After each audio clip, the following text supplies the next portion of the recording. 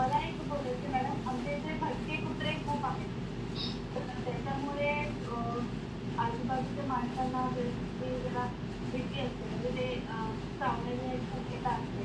तर ओके. त्यांची जरा एका ठिकाणी असं जरा एका ठिकाणी ठेवून त्यांची देखभाल वगैरे केली तर ते जरा सोपं चालेल. Okay, okay, good.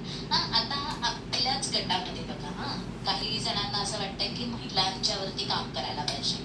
काही मुलांना असं वाटतं, तर मी तुम्हाला सगळ्यांना मुलं म्हणते, चालेल ना? म्हणजे खरं तर तुम्ही सगळेजण सेम मोठ्या वयाचे आहात, पण स्टिल बोलताना असं सोपं पडेल मला असं वाटतंय. तर काहींना असं वाटतंय की नाही पर्यावरणाचं वरचं म्हणजे स्वच्छता असेल, भटकी कुत्री आहेत, यांच्यावरचं काम करणं महत्त्वाचं आहे. तर काही जणांना असं वाटतं आहे की आदिवासी लोकांबरोबर आपल्याला काम करायला पाहिजे. तर हे आता याच्यामधली महिला, आदिवासी, कचरा अशा ह्या वेगवेगळ्या समस्या आहेत आणि महिला, आदिवासी हे गट आहेत असं आपण म्हणूयात. बरोबर? महिलांचा एक गट, आदिवासींचा एक गट, तर कचरा ही एक समस्या आहे. आता ही कचरा ही जी समस्या आहे ही एका मोठ्या गटाची असू शकते, एका गावाची असू शकते, एका समाजाची असू शकते.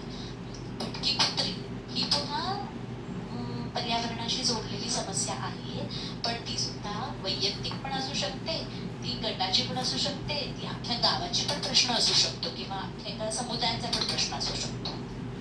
बरोबर? तर आता जेव्हा आता तुम्ही सगळेजण समाजामध्ये आपण ॲज अ ह्युमन बीइंग आपण माणूस म्हणून समाजाचा एक भाग आहोत. आपल्या सगळ्यांना माहिती की आपण समाजाचा भाग आहोत. मेधाताईंनी तुम्हाला सांगितलंच असेल, जर आपण एकटे एका जंगलावर, निर्जन जंगलावरती राहिलो आपण, तर आपलं जगणं कसं होईल? म्हणजे जगताना आपल्याला प्रश्न येतील.